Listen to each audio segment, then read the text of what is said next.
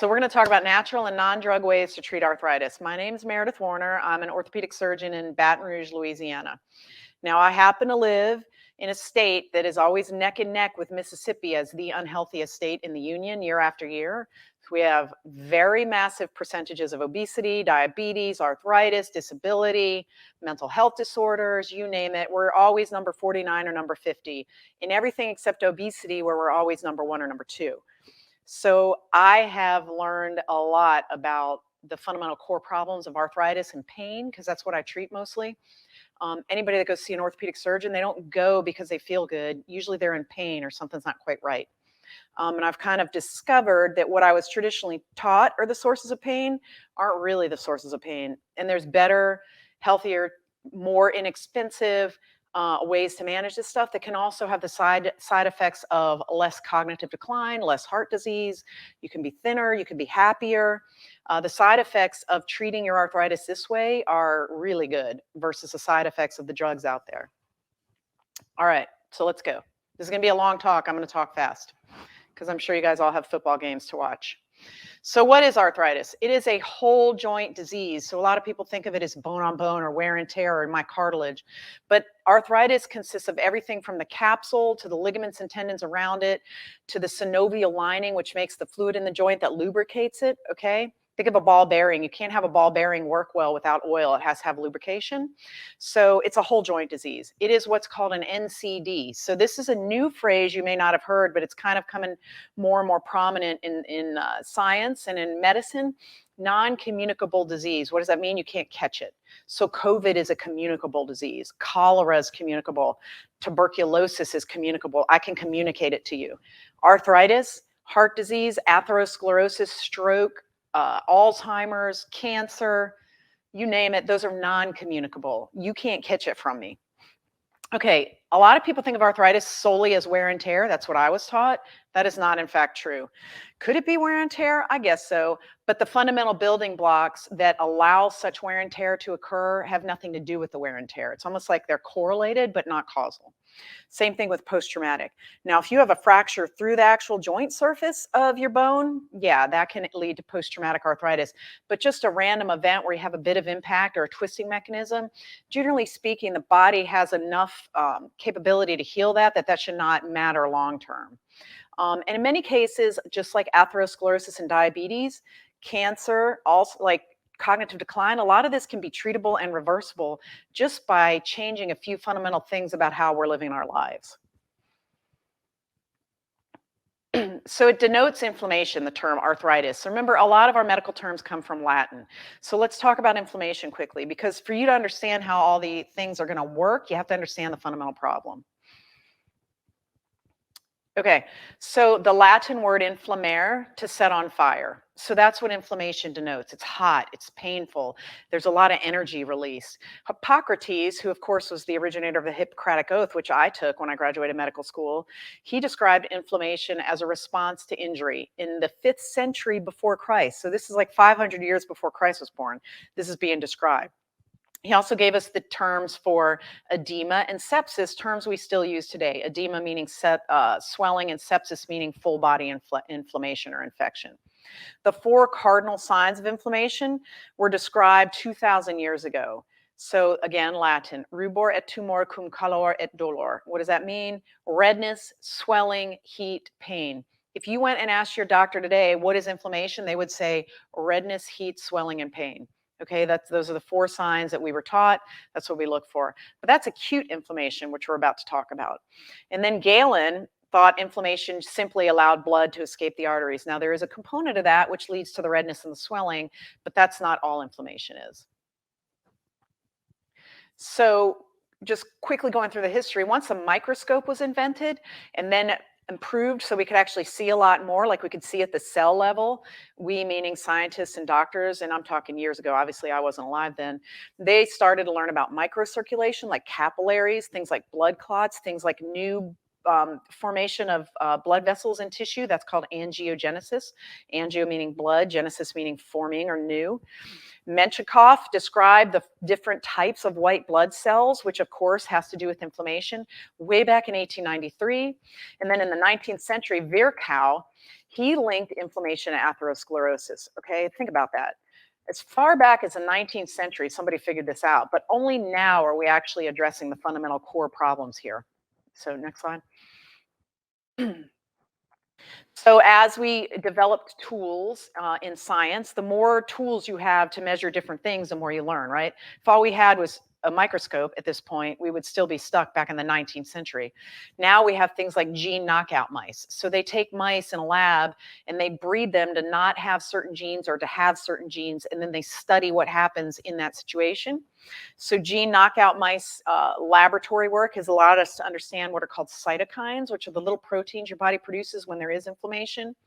And then that's allowed us to sort of develop our understanding of which white blood cell does what happens to the blood vessels, why do we get warm, why is there swelling, et cetera, et cetera. But I would bring it back to the 19th century again, and Virchow actually questioned back then, well, this inflammation that happens when we get infected or when there's a cut or when there's an injury or something like that, maybe this might not be a good thing for a long time for an organism. So he was very much ahead of the curve. And of course, that was completely ignored forever. And it's still being ignored in a lot of medicine, but we're starting to learn more and more and apply it. So inflammation is a response to pathogens like viruses and bacteria or injury, but it can be hijacked and used against us. Okay, so this is inflammation in a nutshell. A white blood cell, okay, so you got red blood cells carry oxygen, right? And then the white blood cells are our immune system cells. And there's multiple ones, and we'll talk about it briefly. The pathogen is sensed by these white blood cells as a non-self item. So because of these things called human leukocyte antigens, little proteins all around a cell, the body has the ability to sense what is self and what is not self, almost like uniforms. When you recognize somebody in not the right uniform, you know that that's an invader and dangerous, and then that's when the immune system comes into play. Usually the innate immune system with things like natural killer cells and stuff, those are the very early systems that attack pathogens, okay? Later on, you have advanced recognitions through the adaptive immune system, and that's when you have antibodies and antigens and things like that. So the pathogen antigen, which is just a protein or a protein fragment, doesn't match the self. White blood cells recognize this, and then they're turned on to target and kill the invader. And that's basically how it works. And they do it by releasing an oxidative stress burst. Now, if you know me, you know I hate oxidative stress. In this case, this is why you want oxidative stress. You want the ability to throw electrons to damage a bacterial cell wall to kill it, right? Well, with an oxidative stress burst, it's held in a lysosome or an exosome, like a little tissue ball. And then when the white blood cell needs to kill the bacteria, it lets it go almost like a bomb. And I'm simplifying this, of course. So if somebody is out there that is an immunologist, forgive me. Next. Okay, so we think now that maybe, or I think, that inflammation might be kind of an outdated term, and all the itis words that are in all of the Medicare guidelines and coding systems, not really accurate to today's science, but it's what we're stuck with. However, because of the wellness industry, because people are more interested in their health, and because we realize that despite the massive amounts of money, and think about how much you spend on your health insurance, despite all of that, nobody's getting better. Everybody's feeling bad. The disability rolls are still high. The number of total knee replacements are going up. Hospital inpatient stays are going up, et cetera, et cetera, et cetera. And you would have to ask yourself, why? So a lot of people are starting to learn how to take care of themselves. Because of this big push, kind of like a groundswell, we're starting to learn about chronic inflammation, non-communicable diseases, circadian medicine, things like that. So Ledbetter described the classic inflammatory response. You activate the platelets. That activates the endothelium, which is a lining of the blood vessels. You recruit in and call in more leukocytes, which are white blood cells. And then there's repair and proliferation after the pathogen or the injury is killed and cleaned up. So that has to happen first, then you can repair and remodel. So acute inflammation, we already talked about that. This is the innate system. This is when you recognize non-self. This is vital for survival. We want some inflammation. We want the ability to have inflammation. You want an immune system, obviously. Think about HIV, AIDS before it was treatable, that it destroyed the immune system. Think about diabetes. It destroys the immune system. Think about being on anti-rejection drugs if you have received an organ transplant, destroys your immune system. You want an immune system. So it's vital for survival. So if I got a bacterial infection, it would fight that off. If I got a cut, my immune system would clean that up, remodel it, and you would not even know I ever had a cut. So we want that, right? We just don't want it to be hijacked. We don't want it to convert to a chronic situation. So look at these two pictures. This is normal skin, and then it's skin next to an incisional wound. So it's not even at the wound, it's next to it. Look how much thicker. Look at all those white blood cells that have filled the areas. So this is response to injury, right? You want this initially. You've got to promote angiogenesis. You need to get new capillaries to come in. You need to stimulate the cells to produce more skin. You want to have fiber or collagen under that. And this is how things like microneedling work for facial reconstruction or rejuvenation. You want to stimulate through injury the immune system to build up more collagen. And then what happens is more genes that promote healing and remodeling are turned on if it's done correctly. Problem with chronic inflammation is genes that prolong a detrimental inflammatory response are turned on for a variety of reasons that we'll get into. So you want the acute inflammation, you just want it to shut off appropriately. What happens if it doesn't shut off appropriately? This shows you diabetic chronic foot wounds, okay? This is when a acute wound, like probably this person stepped on maybe a little piece of rock, maybe a pebble, maybe they had a splinter, maybe they had nothing. Maybe it's just the skin wore out because they lack normal sensation because of neuropathy. They develop a wound. The wound never finishes the healing cascade. It stays in this loop of chronic inflammation because the macrophages never get converted from the cleanup to the remodeling phase. So this is what we want to avoid. So this is sort of an external wound picture of what's happening inside your body in every system if you have chronic inflammation. So think of diabetic foot wounds like happening in your brain, happening in your heart, happening in your knees, happening in your muscles. That's the problem with chronic inflammation. Okay, so effectively, chronic inflammation is not vital for any system in the human body, but yet it happens, right? It's terrible for the system. It is activated adaptive immunity that never stops. So you're constantly attacking yourself. And only now are we really learning how to handle this, harness this problem, and find a solution. Most non-communicable diseases are due to chronic inflammation. I mean, I harp on this all the time. Y'all probably know this. We think that most dementia, cognitive decline is. We think arthritis is. We think atherosclerosis is. We think a lot of cancers are because of this. Diabetes for sure is because of this. So all of the stuff we're spending our money on in healthcare and not spending our money doing other cool things for society is because of this, okay? We're spending so much money on these non-communicable diseases and so much time and effort that a lot of orphan diseases or real problems of like fundamental genetic disorders are not being addressed at all, which is not good because all of this is totally preventable, and I'm going to tell you how. So inflammation of prolonged duration in which active inflammation, tissue injury, and healing coexist. So this is just this cycle that never ends. So you have your pathogen-associated molecular patterns and your damage-associated molecular patterns. And these things are continually putting out that non-self signal, and the chronic inflammation never ends. So what causes this? Well, you could fail to eliminate a pathogen. So you might have this lingering Epstein-Barr in your system, or cytomegalovirus, or you might have a lingering fungus in toenails. This is a big common problem. Parasites in the third world, bigger than it is here, but still common. Viruses that never go away. You could have exposure to ongoing chemical irritants or toxins. So again, I'm in Louisiana, so we have a lot of chemical plants around, vital to the functioning of society. I wouldn't be able to give you this talk without it. However, it spews a lot of pollution, right?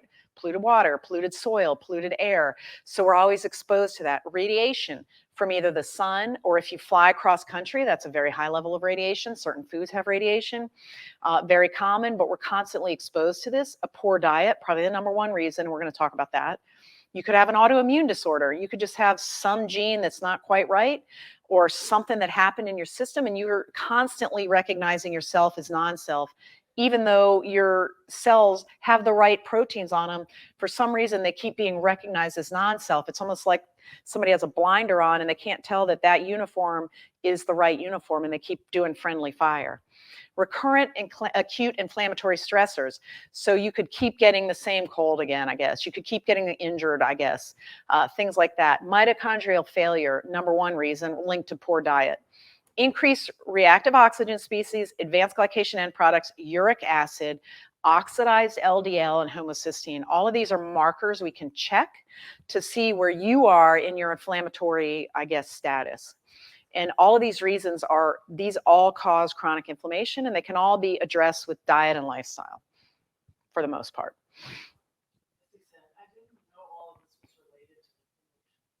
Somebody just said they did not know all of this was related to inflammation. Yeah, well, right, because most physicians don't know. I mean, we're all just learning this now, right? So we were taught certain things, very rote, very basic stuff. This is all relatively new knowledge, but now we know all of this triggers the immune system, which is our primary protector. And the problem is you just develop friendly fire. So it's just like a military exercise gone wrong. This, I think, is one of the biggest problems, and I'm going to be spending more time in the future on this, I think, in some writings and whatnot, but advanced glycation end products. So I love this picture because she is the monster protein that is formed. What happens is you get a non-enzymatic reaction, meaning it does not require an enzyme. It just happens. It happens in your body. This reaction is the same thing that happens when you sear a steak, okay, or you roast a piece of meat. When you get that brown crust, it smells delicious, it's crunchy, it tastes better, it's savory. Well, what happened was you converted the normal proteins into advanced glycation end product proteins, okay, which is sugar glomming onto amino acids in the setting of high heat. And then these are monster proteins. So they're deformed proteins that don't serve any function, and they induce inflammation and oxidative stress. They make your steak taste better, but they're really not good for you because guess what happens? If it gets in your skin, it damages your skin, damages the collagen, gives you wrinkles. If it gets in your joints, it makes you stiff, nothing works right, you can't recover correctly. If it gets in your Achilles tendon, you're more prone to thick tendons, tendonitis, tendinosis, so on and so forth. You are browning yourself every day, all day. All of us are. I am too. No one's immune from this. What we have to do is try to slow this down. The reason diabetics age faster than the rest of us is because they're deforming these at a higher rate of speed because they have more sugar in their blood. So if you could keep your sugar levels relatively normal, and then take antioxidants and do things like exercise and stuff, we're going to talk about all that, you can keep these monster proteins from forming too quickly and in too high of numbers. So think of everything that I'm going to show you, everything I'm going to teach you, we just don't want this lady in us attaching to our proteins.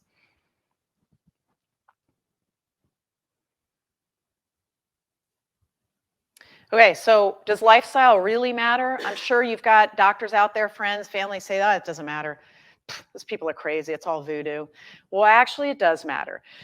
I love this slide because it shows these two twins, one of whom went up in space for 340 days and the other one did not. And NASA had the ability then to study what anti-gravity does, like what does environment do? And the changes are pretty extraordinary. So I would urge you to go read about these guys, Mark and Scott Kelly. It's pretty interesting stuff. A lot of great data comes out of NASA, honestly. Non-heritable factors are the largest contributors to systemic chronic inflammation. What do I mean? You may have a genetic predisposition to something, but it's going to be less than 10%. So that means you can control 90% of what happens to you. It is in your power. You just have to believe that fact, accept it, accept the responsibility, and then act upon it. You can control a lot of what happens to you. You don't have to believe everybody that tells you it's somebody else's fault, something happened to you, you're a victim. We really do have a lot to control here and make things better. And it starts, honestly, 3 or 4 generations before. So there's a lot of epigenetic changes that happen because of environment and exposure. So like what you're exposed to, what you eat, your sleep schedule, et cetera, that affect fetal development for generations. And you can continue to affect the methylation of certain DNA to turn on and off certain genes just by what you eat, just by when you sleep, things like that. And we're going to talk about it. So lifestyle is massively important to your health and how you feel. Okay, adipokines, let's talk about them. Of course, adipose is fatty tissue. Adipokines are the little proteins that your fat makes. So we used to think, and some people still do think, that fat was just an energy depot. It's just excessive energy stored, no big deal. We should celebrate it.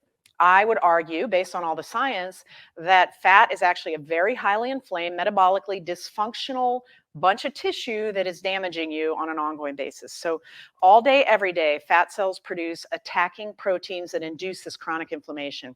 So, it's not the load. So, if somebody put on a weight vest that weighed 40 pounds, that would not affect them in any way, shape, or form the same way as having 40 pounds of fat.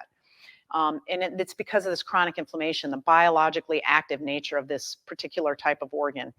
So you basically continue the cycle of inflammation because you have this energy depot that not only messes up the mitochondria of your cells because you have energy excess, and we'll talk about that, but it's producing inflammatory cytokines or proteins that are causing chronic inflammation. So obesity is causally linked to a chronic low-grade inflammatory state, which leads to diabetes, cancer, heart disease, atherosclerosis, arthritis, pain. Next. The brain. Yeah, we're going to talk about the brain a lot here. Okay, what does adipose make that's inflammatory? Well, here's your list. I mean, I'm not going to go into it, but tumor necrosis factor alpha. All of these are lists of, you see, you know the commercials you see for the big drugs like Cept and the one that Phil Mickelson's on for psoriatic arthritis and all of the Humira, all that stuff. They're all targeting different one of these, okay? Your fat, excessive fat, is producing this on an ongoing basis. What it's not producing is adiponectin. Adiponectin is reduced in the obese, and adiponectin is actually highly anti-inflammatory. Low adiponectin is connected to high CRP. You may or may not have doctors checking your CRPs now. They should be. They should really be checking your high sensitivity CRP. That's C-reactive protein. This is an inflammatory protein that's produced by the liver in states of inflammation. So people with high CRPs, we know are at risk of atherosclerosis and heart disease. We know they're at risk of Alzheimer's. We know they're at risk of arthritis. And low adiponectin is connected to that. So I'm just going to quickly go through this. So these are some studies that looked at using anti-inflammatories in the treatment of an inflammatory disease and finding side effects that changed other non-communicable diseases. So in one meta-analysis looking at 8 randomized controlled trials of about 260 people, they were looking at an anti-tumor necrosis factor alpha therapy. So it's a drug, right? A biologic drug. And they found that in a group that they gave it to with rheumatoid arthritis, the insulin resistance problem went down. So there was improved insulin sensitivity with this drug because it reduced chronic inflammation. And they found that the risk of Alzheimer's disease is lower in people with rheumatoid arthritis if they're on etanercept, another anti-inflammatory drug. Then in another double-blind placebo-controlled trial of an IL-1 beta, that's another cytokine that's inflammatory, inhibitor of 10,000 adults with a high CRP and a history of MI, so these are at-risk individuals, that drug lowered the risk of another heart attack, stroke, chest pain, angina, or cardiovascular death compared to a placebo. And guess what? Their LDL levels did not change at all. So by controlling the levels of inflammatory cytokines, you could change the health outcomes of people with known heart disease. Now that's pretty massive and profound if you think about it. And no change in your LDL. So the statins didn't seem to matter here. Next. So Morgagni, back in, look when this guy was alive, 1628 to 1771, he started to realize the dangers of the adipocytes and the adipokines. And I love this quote, "Those who have dissected or inspected many bodies have at least learned to doubt, while others who are ignorant of anatomy and do not take the trouble to attend to it are in no doubt at all." Now this we know is a common psychological way to control thought. If you just give people simple facts and don't allow them to learn anything else, they are convinced that's the truth. But the minute you allow somebody to learn disparate facts and details, they begin to understand that maybe they don't really understand the truth. Maybe there is more to this. I think that's where we are in medicine. Maybe we're starting to understand what's really the problem and we're going to fix it. I love this picture because it shows you not just the fat that's on the outside, stored on the outside, but the visceral fat, which is the real problem. Fatty liver, fat packed around your spleen, fat packed around your stomach. That is the dangerous bad fat. That's a truncal obesity that we want to avoid. That's part of metabolic syndrome. Okay. So he described visceral adiposity syndrome 250 years ago, which we now call metabolic syndrome. They just weren't concerned. Medicine, the drug companies, whatever, nobody cared. And then even today, anybody like For me, I'm always a proponent of lifestyle and diet, and you just get poo-pooed and told, oh, that's voodoo, and no, everybody needs a total knee or a total hip, or everybody needs this drug or that drug. I don't personally believe that, and I'm just going to stand my ground, but it is a problem still. Anatomic dissections back in his day showed mediastinal obesity, linked to hypertension, gout, obstructive sleep apnea, go figure. And then only in 1998, think about that, that's what, like 30 years ago or so, did the World Health Organization even give a definition of metabolic syndrome. But it had been described 250 years ago, really, just ignored. So why am I telling you all this? What does that have to do with arthritis? Well, remember, you were taught, I was taught, it's degenerative, it's wear and tear. Oh, it's because you do repetitive motion. Oh, it's because I was in a car accident. Oh, it's because of this or that. Well, we used to think that because the very early measuring tools we had, we would just measure the number of white blood cells found in the joint fluid out of a knee in somebody with rheumatoid arthritis versus somebody with osteoarthritis. And they saw more white blood cells in the joint fluid of somebody with an inflammatory arthritis, like infective arthritis or rheumatoid arthritis, and they found less white blood cells in somebody with osteoarthritis. Therefore, it must not be inflammatory, it's just wear and tear. That's where this all came from. Well, we now know that it's an innate immune activation, a damage-associated molecular pattern. So the cartilage sends out signals, I'm damaged, I'm damaged, I'm damaged, and then that induces this chronic inflammation. So you get this chronic low-grade inflammatory state called osteoarthritis. We know this now for a variety of reasons, but one thing is we know that following people with the high sensitivity CRP levels, so their serum levels of that inflammatory marker, if it's high, we know their arthritis is going to progress because this has been proven and shown in studies. If it's low, their arthritis is not going to progress. What does that have to do with wear and tear? Nothing. All right. All right. So inflammation can happen without injury to a joint, just like pain can happen without injury. So chronic inflammation in and of itself, either from excessive energy storage or adipose tissue or pollution or diet, ultra-processed foods are probably the number one problem here. You can get inflammatory things that then attack your joint, the whole joint, either synovial lining, the tendons, the ligaments, the muscle, the cartilage, the bone, whatever. It's going to attack some part of that joint on the right of the slide, and you're going to end up with arthritis, and you're going to have pain. The synovial cells will release inflammatory markers. Those will bring in what are called matrix metalloproteases, which are these, think of them like Pac-Man that go up and eat up the cartilage. They just, protease means that you degrade protein. So we don't want those in our joint. And basically, think of arthritis not so much as wear and tear as like just something on the continuum of an inflammatory condition of the joint. Not maybe as bad when you're checking the markers as rheumatoid arthritis, but it's pretty bad. And it's a whole organ disease, and it's tightly linked to your entire immune system. Next. And I know I'm going fast, and I'm sorry.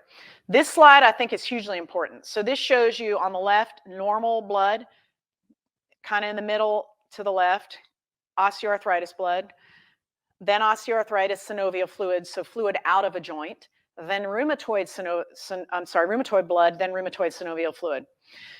So rheumatoid synovial fluid is showing the most of certain white blood cells or markers of inflammation, whereas normal blood shows the least. But you can see that arthritis is in a continuum of an inflammatory disorder to the joint. It is not benign, but if you're just checking the blood, you'll miss it, right? The osteoarthritis blood looks almost like normal blood. You got to get into the joint fluid, and you got to be marking the right things or measuring the right things. And then if you try to compare osteoarthritis to rheumatoid and you say, well, rheumatoid arthritis synovial fluid is worse, so there's nothing wrong with the osteoarthritic synovial fluid, it's got to be wear and tear. Well, that doesn't make sense if you look at the blood of the normal and the osteoarthritic. Clearly it's inflammatory, okay? And inflammation doesn't really have a lot to do with wear and tear, right? Unless you're talking about damage-associated molecular patterns. Next. Okay, so the normal synovial fluid, think of it like a water balloon around every joint. Even the little joints in your fingers have a water balloon around them, right? Connected to one bone to the other bone, holding the fluid in that lubricates the joint, that lets it move. Normally, it should just be 2 to 3 cells thick. The inflamed one is going to be much thicker, and it's going to be packed full of macrophages, T and B cells, mast cells, natural killer cells, all these inflammatory white cells that are there to do what? Attack a pathogen. But is there a pathogen there? No, there's just cartilage and synovial. It's a self-attacking. So we need to figure out how to get this under control. Senescent cells impact this hugely. What is a senescent cell? A senescent cell is a zombie cell. So this is a cell that has stopped dividing, it's stopped growing, it's done with its quote unquote useful life, but it's not dead. So it's just sitting there. So it can either sit there inertly, okay, and not do anything to you, or maybe it could even be harnessed for good. But usually it sits there and it sends out signals that induce inflammation. So right now there's a lot of work being done on how to control these senescent associated cells, because you get what's called a SASP, which is senescence associated secretory phenotype. So that just means the cells are secreting all of these signals that induce what? Chronic inflammation and oxidative stress. Surgeons have known about these dead cells, these zombie cells, for a long time. They just didn't know what they were, so they were ignored. Now we know. And so now there's a lot of drugs that are being targeted at senescent cells called senolytics. And if you Google senolytics, you're going to find a whole world of anti-aging research being done there. Next. All right. So again, there's usually a limit to the number of divisions a cell can make. So it's like pre-programmed in.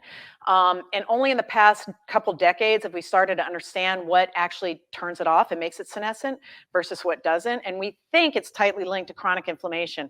But there's still ongoing work to try to figure out what makes a normal cell a senescent cell, and what makes one senescent cell signal all this badness and another one just sit there inertly.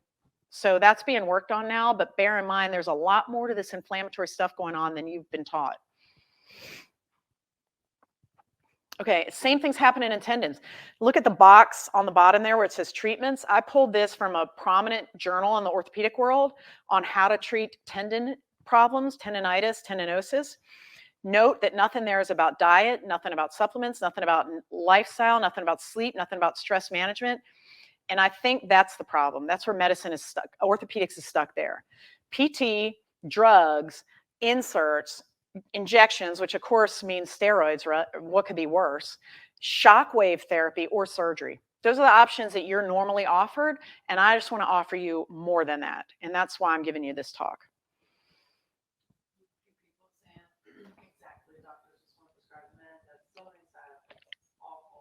Okay, we're getting some people in the crowd watching saying that yes, they feel like doctors only want to prescribe drugs with side effects.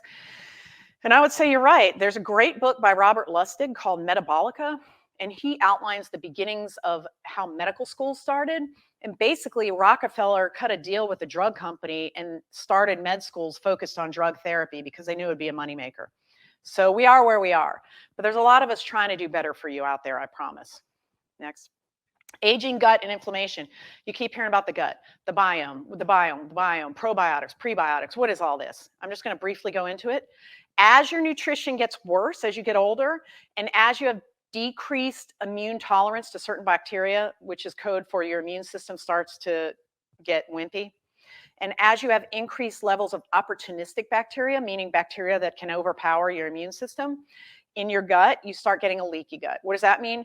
The basement membranes of the cells that are usually have what's called a tight junction around your intestine that don't let bad things in, they start to get spaces and areas between, like almost like pores, that let the bacteria get through the gut. So think of that. Think of the bacteria in your poop getting through the gut into your bloodstream. Obviously, that's not going to be good for anybody. And then that induces inflammation. So just having a poorly lined intestine can induce all of these chronic communicable diseases, non-communicable diseases, because you get endotoxins from bacteria getting into your bloodstream through the gut. So one of the best ways to avoid all of these problems is to have a solid, good, healthy gut, which comes down to what you eat again. And we're going to talk about that. So the aging brain obviously has to play into this too. We have found that people with cognitive impairment, dementia, have low antioxidant status. So if you measure their overall antioxidant levels, which again, we can only measure what we measure. I don't think that we know how to measure all of it yet. But in general, those with cognitive decline have fewer antioxidants on board. We know that the astrocytes and the glial cells in the brain are huge sources of inflammatory factors. Those are the support cells that support the neurons. When they go bad, everything goes bad. Think of it like you can't have an airline without mechanics. If the mechanics all go on strike, can the planes fly? No. So your neurons aren't going to work well if your astrocytes and your glial cells are all crapped out because of inflammation. So aging and increased reactive oxygen species because of chronic inflammation in the brain cause a lot of these chronic brain problems. And then that leads to increased tau and amyloid plaques. You may or may not be aware of the controversy in some of the newer Alzheimer drugs that were approved. They were approved on the basis that they reduced the number of plaques or the levels of the amyloid plaques in the brain, but that was never shown to correlate with better outcomes. So to this day, we still don't know, are the amyloid plaques the cause, or are they part of it, or are they just correlated? And should we just be targeting them, or should we rather be targeting the inflammation that underlies all of this? I believe that, and I think a lot of people are starting to believe that too. Next. So this just shows you an aging brain, mid, moderate, severe, what happens with chronic inflammation over time. And then the changes in the white matter in the brain, they've linked to higher levels of, guess what? High sensitivity CRP. So we know high sensitivity CRP, if it's elevated, is linked to progression of arthritis. We also know it's linked to progression of dementia. We also know it's linked to atherosclerosis and heart disease. What does this mean? We need to control inflammation before we do anything else. Next. Are we stuck? Okay. Why am I telling you this? You're probably wondering. Wow, this is a lot of information. Because I want you to understand that the same basic problem that's causing non-communicable diseases in fields of medicine where they're beginning to accept it more and starting to target the fundamental problems is the same thing that's causing your aches and pains and your stiff joints and your tight tendons, and the fact that, like, if you get up after sitting in a chair a lot, you might have hip pain. If you get out of a car, your sciatica flares up. If you go up and down stairs, your knees hurt. It's the same fundamental problem. So why, if the cardiovascular community is starting to believe this and trying to get people to eat better and be healthier because they know it'll reverse heart disease, why do orthopedic surgeons not believe this? I'll tell you, it's because we're about 20 years behind. And you make a lot more money putting in total joints and giving people drugs than you do teaching them this. I can tell you that right off the bat. I'm not saying that's why it's happening. I think we're just behind because of groupthink and other psychological problems. But at some point, the orthopedic community is going to wake up and understand that arthritis and tendon pain is the same fundamental issue that causes all these other things. Chronic inflammation, oxidative stress, advanced glycation end products or monster proteins, and failure of your body's stress response recovery system. So your body's ability to handle the stressors is limited. Next. So the same treatments that work for these non-communicable diseases, I believe, and a lot of literature would show you, can work for arthritis. So the same things that improve heart disease, high blood pressure, diabetes, metabolic syndrome, cancer, neurodegenerative disorders.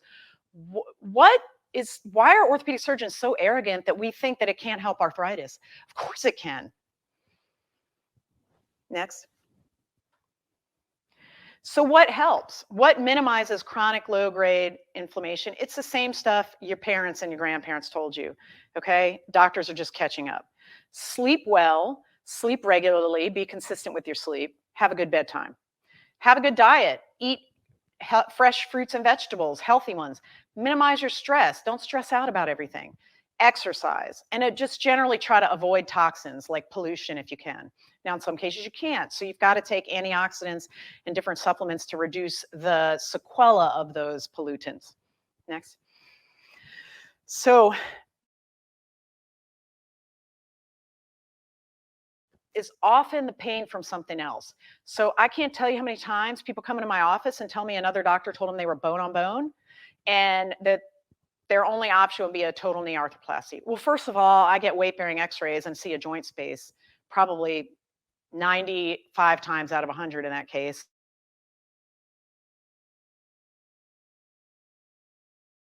And I will tell you this, there is to date, okay, we're in 2022, no study that has ever correlated what is seen on an x-ray with how somebody feels. No study has ever correlated what is found on an MRI with how somebody feels. And I can go on with every type of imaging study. So just, let's say you are bone on bone, really. It doesn't mean it has to hurt. I got plenty of patients walking around bone on bone with no pain, and I got a lot of patients that have beautiful joint spaces and a lot of pain.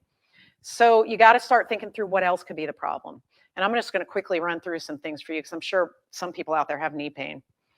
And then I want you to know that even if you are convinced you need surgery and you want surgery, because some people do, your outcome after surgery will be vastly improved if you do these things I'm going to tell you to do. My goal is for you to avoid surgery, of course. But let's say you still have to have it, or your surgeon convinces you have to have it, or you feel really strongly about it.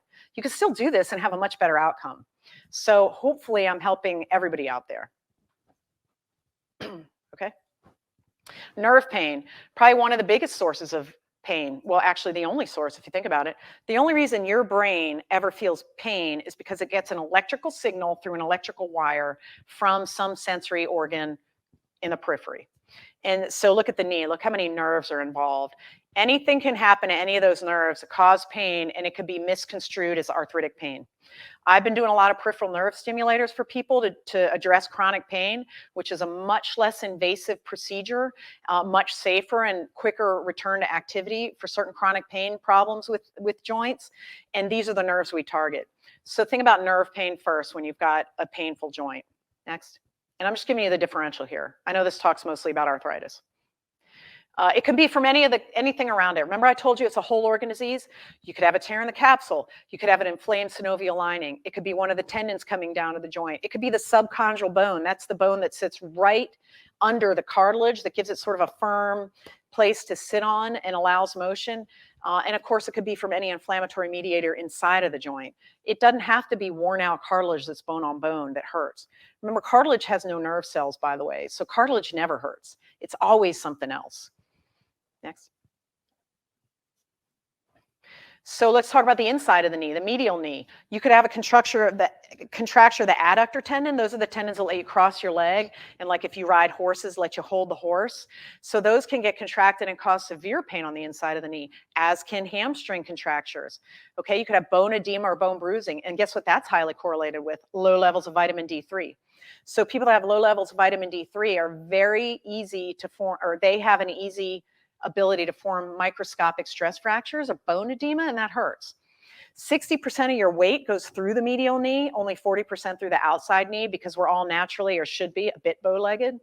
And so there's a lot of ability for there to be contractures on the inside of the knee and tendon and muscle pain. Next. We're going to roll through these quickly, I hope. Tendon contractures, we talked about that. You could have a tight Achilles tendon, a tight soleus, and that'll give you heel pain, right? Which could be misconstrued as ankle arthritis or subtalar arthritis. Hamstring contractures, that's the muscle on the back of your leg that lets you bend your leg back. There's a group of muscles on the outside, and then there's some on the inside, and either one of them can become contracted. The quadriceps can have a problem, weakness, contracture, trigger points. The IT band, which is a big, thick piece of fascia from the hip on the outside all the way down to the outside of the knee, that could be a problem. And then just generally the fascia, the connective tissue that holds each muscle in place. You can have thickening and advanced glycation end products in that fascia. It'll hurt, it'll cause stiffness, but guess what? It gets misdiagnosed as knee arthritis. You get a total knee replacement and you still hurt. Happens all the time. 20% of people after a total knee have problems still and wonder why. Next. Oh, I'm sorry. So medial patellofemoral ligament, so kneecap. Kneecap's a big issue for a lot of people. Kneecap pain, anterior knee pain, front of the knee. It could be any of the ligaments that restrain the patella. That MRI on the top shows you that kneecap is leaning way to the right. It should be more over centralized. And that little flap of tissue under there is what tore. So these are the things that your doctor should be thinking about, and not just going straight to, oh, you have bone on bone and you need a total knee.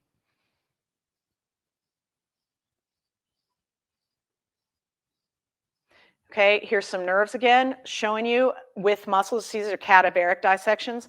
That's sartorius muscle on the right side picture. That's one of the leg crossing muscles. Right above it is part of the rectus, part of the quad that inserts on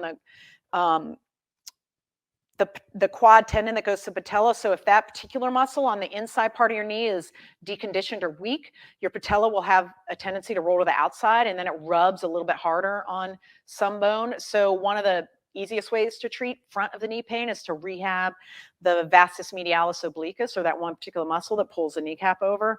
So there's about a gazillion things that go into pain at any one particular joint. But for arthritis, the fundamental underlying problem is oxidative stress and chronic inflammation. But when I see people, I rule out all of this in my head or while I'm examining them. Muscle weakness, a huge problem, particularly in the older people. You start to lose about 1% of your muscle mass every year after 40 as you get older. And so you get eventually what's called sarcopenia, which means loss of muscle. And that leads to what? Frailty, pain, arthritis. So muscle is a hugely important organ. It does a lot more than just move things around. It is an endocrine organ, so it has hormonal signals that go out.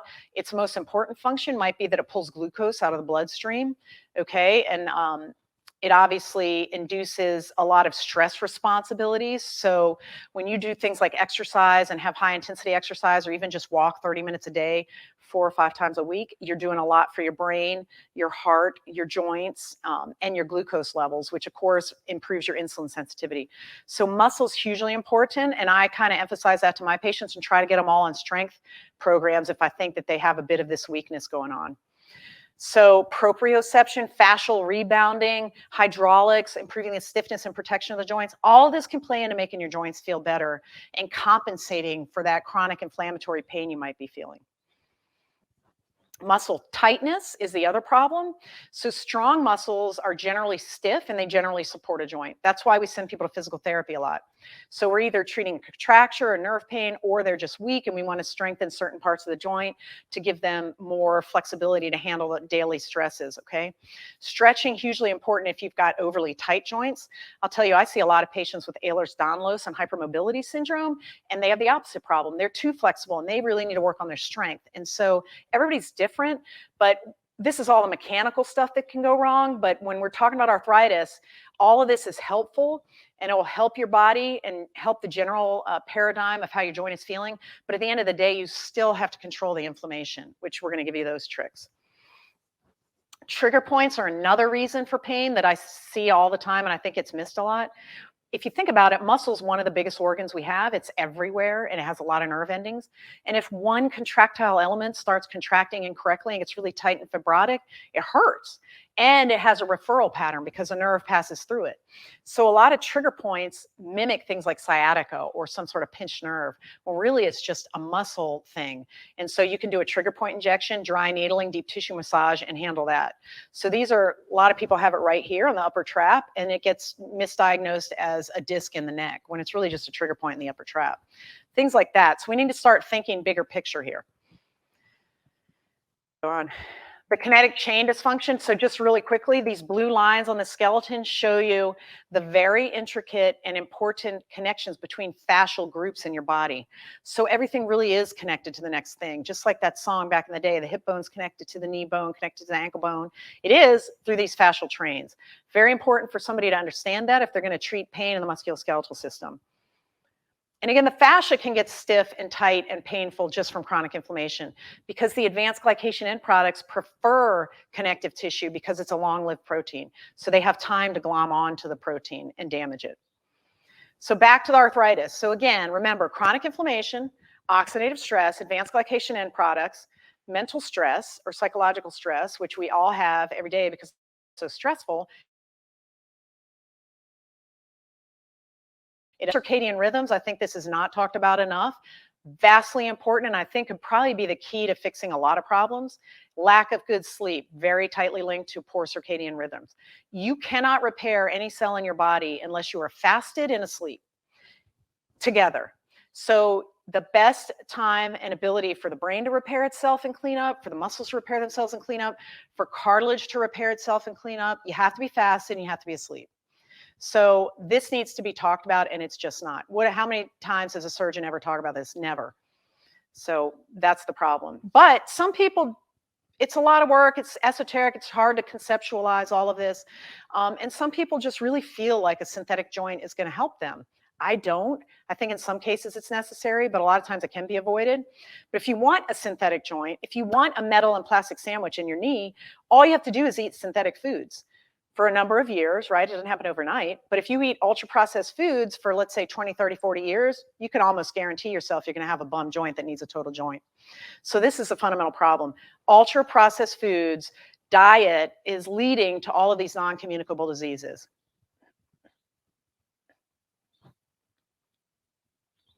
So again, sleep, diet, minimize your stress, et cetera, et cetera. Okay. The mitochondria, you may or may not know what mitochondria is. Mitochondria is an organelle inside your cell. It is an organelle that is responsible for making the energy of the cell. So no cell can function without energy, right? By and large, some of them can function off of glycolysis. Cancer cells don't have to have oxygen, and they don't produce glucose in the same way as your other cells. That's what makes them so different. But generally, most of our cells, brain cells, muscle cells, bone cells, heart, whatever, need a mitochondria to make the energy currency in your body, which is ATP, adenosine triphosphate. Cartilage uses glycolysis because it doesn't get oxygen because it doesn't have its own blood flow.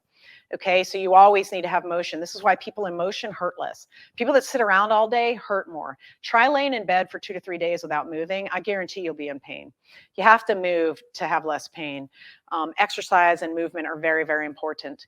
So ATP and reactive oxygen species are needed. Okay, we need reactive oxygen species to some degree to stimulate the cartilage to make energy without oxygen.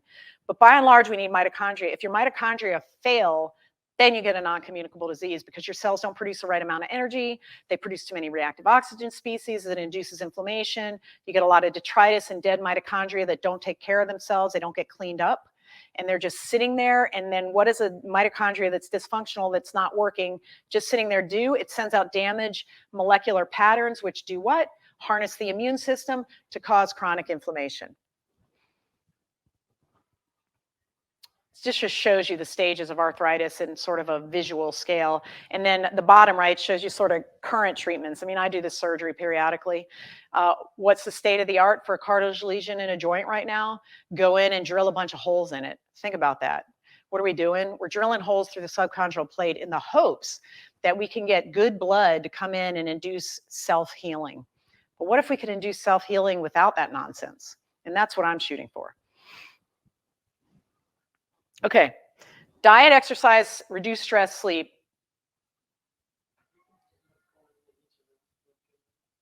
Okay, you are what you eat. I'm showing you this slide to show you the cell membrane. Each cell is surrounded by a membrane. Okay, cartilage cells, nerve cells, muscle cells, bone cells, what have you. Every cell has a membrane, and it's a lipid bilayer. So the outside is water-loving, the inside is fat-loving, and then the deep inside is water-loving. So it's like a sandwich.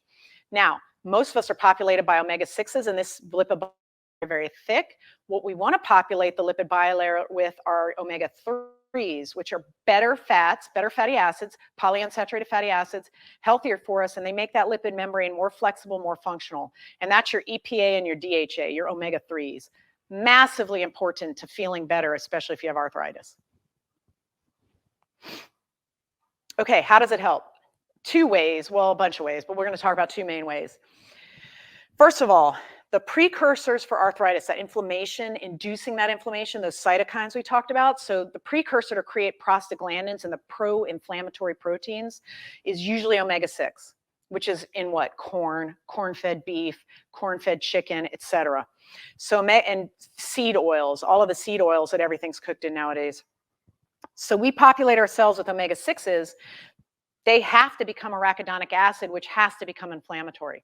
So you have already self-prophesized. You have made it so that anytime you have an inflammatory reaction, it's going to be a very bad one, self-damaging, pathologic inflammatory reaction. Why? Because you pre-populated the building blocks with omega-6s. So think of it this way. If you had a brickyard and that brickyard was used to build houses and you preferentially populated the brickyard with styrofoam bricks, how good would the house be? Probably terrible. But what if you had really good bricks? You would have a good house. And that's what omega-3 is. So the omega-3, when that's the precursor to an inflammatory response, it'll help. There'll still be an acute inflammatory response where you'll attack pathogens and you'll clean up injury, but then it goes into what's called resolvin and healing. So it actually becomes an anti-inflammatory cascade the minute that acute inflammation is not needed. Omega-6 never stops. It propagates inflammation. If you're popular with omega-3s, you have better building blocks for the inflammatory response. The second reason I love omega-3s is they make the cells much more flexible. You will feel looser, you will feel better, and also all of the pores and the receptors and the different functions of the cell membrane work better because they're in a more fluid environment. Like they're not glommed up and stuck in stiffness. Okay.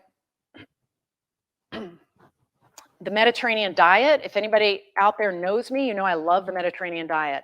Now, a lot of people get very hung up on different diets. I think the Mediterranean diet has by far the most literature behind it. It's the most approachable, and it brings in components of everything that is good and healthy for you. So people on a typical American diet versus a true Mediterranean diet are twice as likely to become frail and arthritic than people that eat a Mediterranean diet. Think about that. There's no drug or surgery that is as effective as that. So you have a 2x time of curing yourself just by eating right. Mediterranean diet reduces inflammation. The phytochemicals, the little terpenes and flavonoids and phenols, and sesquiterpenes, all the little things in the plant that help the plants grow, get into you and help you be better. So they induce anti-inflammatory. So they reduce the inflammation by doing what? They'll turn off certain genes that induce inflammation, and they do this through the NFKB pathway. So that's a bit esoteric, but I'm just telling you that mechanisms have been figured out. We know this diet is better. It's high in olive oil. Olive oil is a monounsaturated fat that in and of itself is highly anti-inflammatory. Okay, so olive oil and the phytochemicals in olive oil, if you get really good extra virgin olive oil, just doing that will make you feel better. Then the Mediterranean diet is also very high in omega-3s because it promotes fish. Okay, problem with fish nowadays, you need to only get wild caught because most of the farm fish are fed, guess what? Corn. So farm fish are basically high in omega-6. So you're not even getting the goodness of omega-3s. Personally, I supplement with omega-3s every day because I know I can't get enough in my diet because I live in America and I'm very busy and it's really hard to do that. But the true Mediterranean diet, you would be eating wild caught fish 2 or 3 times a week. Any beef you ate would be grass-fed and grass-finished. Any chicken you ate would be grass-fed and grass-finished. So meat in and of itself is not bad. It's just how it's processed and made in America. The side effect of a good Mediterranean diet, weight loss, which also helps your knee. Also, people with Mediterranean diet have less incidence of diabetes, less incidence of Alzheimer's, less incidence of cancer, so on and so forth. But this is just a simple thing you can do right now for yourself, and over time you will find you just feel 100% better, I think. So, preventative nutrition. Of course, we're never going to talk about this in medicine because there's no money in it, but you guys could really keep yourselves out of my office just by doing this. So the Mediterranean diet is what's called a reference food model now. So all of these bigger organizations that work with third world countries who don't have any money have to figure out ways to prevent disease and treat it economically. This is one of the easiest ways to do it. If you adhere to a Mediterranean diet, and by adhere, I don't mean like you can never like go off and have, you know, a cup of ice cream every now and then. That's fine. But in general, if you adhere to this diet, you will have fewer non-communicable diseases, to include less incidence of arthritis, less incidence of pain. And then what foods? Basically, you want to be on an anti-inflammatory diet. Nothing ultra processed, so nothing made in a factory, if you can help it, and nothing filled with advanced glycation end products. So you want to avoid those if at all possible. Now, you're still going to consume some advanced glycation end products because you almost can't help it, but the fewer you eat, the better. Okay, and then you want foods that are high in micronutrients and phytochemicals because those do what? They act as anti-inflammatories and antioxidants. That's why they're important.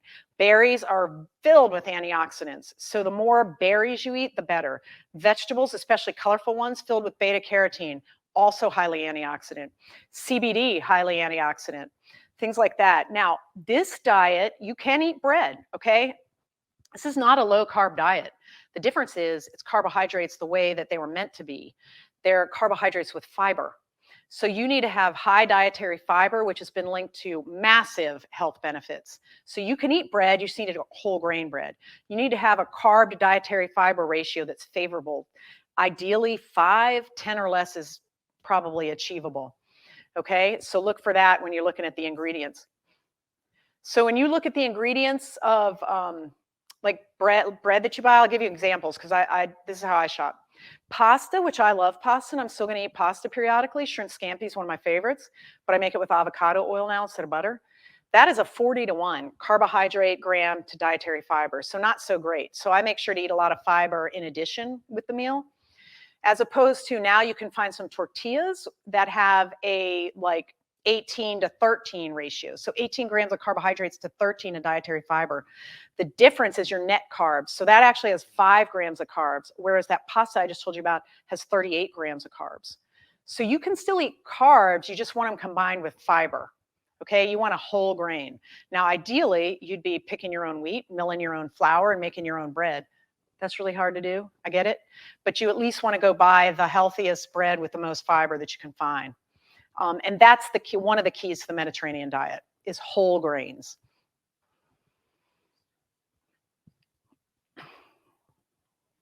All right, we can go on. Okay, so MRI studies. Everybody's had an MRI, I'm sure, and knows somebody that's had one. They have shown improvements in the knee cartilage, meaning it got better. It didn't just stay the same for those on a Mediterranean diet. And they even adjusted for every possible confounding variable. And this was 783 subjects in the Osteoarthritis Initiative study. This is a huge study that's still ongoing. And this was published in 2018. So just eating a Mediterranean diet can make the cartilage come back and be better. And other studies have shown a negative link between poor antioxidant intake, so fewer supplements, so no people that don't take any supplements and don't eat any fruits or vegetables, okay? Poor antioxidant intake and osteoarthritis progression. So if you don't have a lot of antioxidants coming in, you're going to get arthritis. And remember before, a few slides back, I told you Alzheimer's was also associated to poor antioxidant intake. So the Mediterranean diet can be probably one of your top 2 or 3 weapons against future non-communicable diseases and to make yourself feel better today. So again, here's another one out of the Osteoarthritis Initiative study. This one looked at over 4,000 people, and they found that adherence, so people that stuck to this diet and didn't go off and start eating Popeyes and Cheetos, basically stuck to the Mediterranean diet, had 17% lower incidence of knee arthritis, 20% success just doing that, which is better than a lot of meds out there if you think about it. And the side effect was they didn't die as much, they had a lower weight or body mass index, and they had less diabetes. So name a drug that treats arthritis that gives you those side effects. I can't. And then likely related, we think, to the anti-inflammatory and antioxidant properties of this diet, which is really just eating the way nature intended, okay? Consistent consumption of the Mediterranean diet, people had less pain, less disability. Healthier aging, and they had reductions in certain cartilage degradation markers in the serum and urine, okay? So we can prove that it makes your cartilage healthier.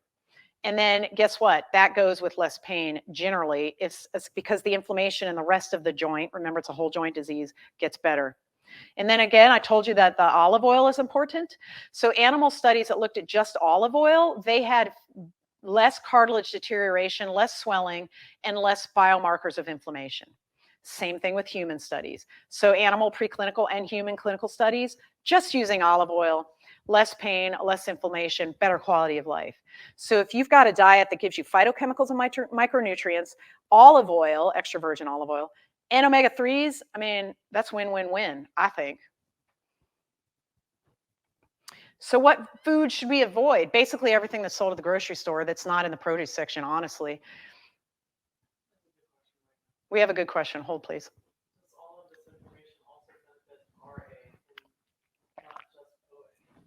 The question is, does all of this information benefit RA, which is rheumatoid arthritis, and not just OA, which is osteoarthritis?